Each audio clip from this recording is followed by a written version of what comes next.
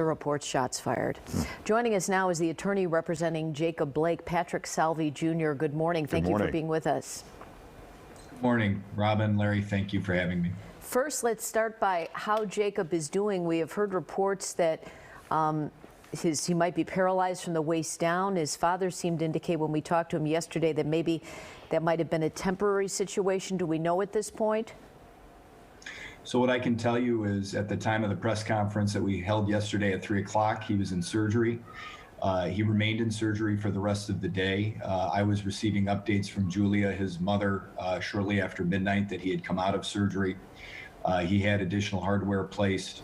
And I think this procedure was primarily designed to stabilize his spine. As we understand it, we need more details and we're working on that, but as we understand it, at least one bullet, if not two, came into contact and likely shredded through his spinal cord. If that's the case, then we can probably expect at least some, if not complete, paralysis at the level from the level of the spinal cord down. But we're going to hold out as much hope as we can that he can recover as much function as he can below that injury. Right.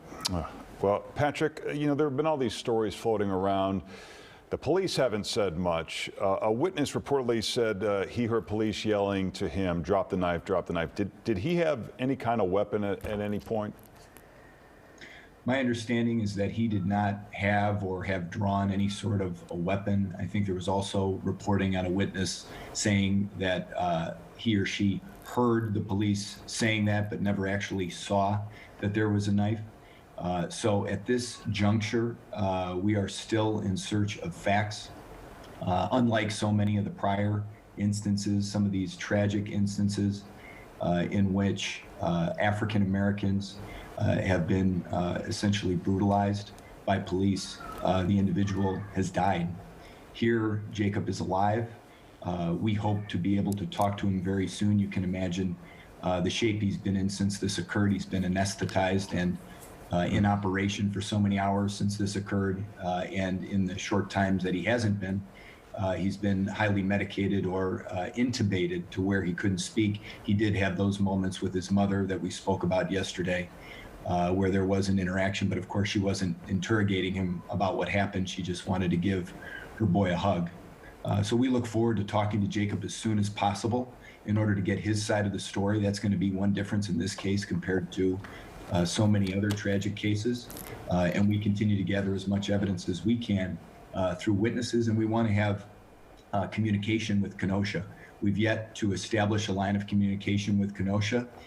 It is a little disheartening to see that news agencies are having open lines of communication, but we are not.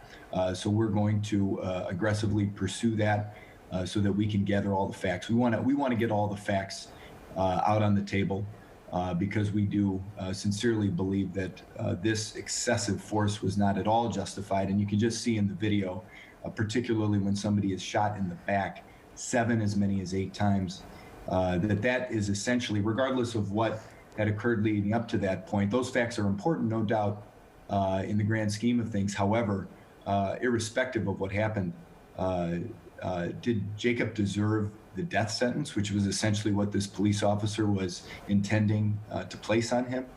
The answer to that is absolutely not. This was excessive force.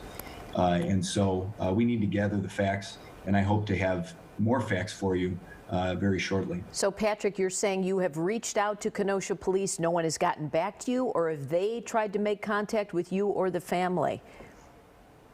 So our immediate concern over the last 2 days has been to get Julia, Jacob's mother, into the hospital to see Jacob. There has been reporting about there being warrants out for Jacob's arrest. We are still trying to sort that out. But during the time that we were trying to get Julia in to see her boy, to give him a hug and a kiss and to see how he's doing, we have not heard back from Kenosha because they had, at least for a period of time, jurisdiction over his person.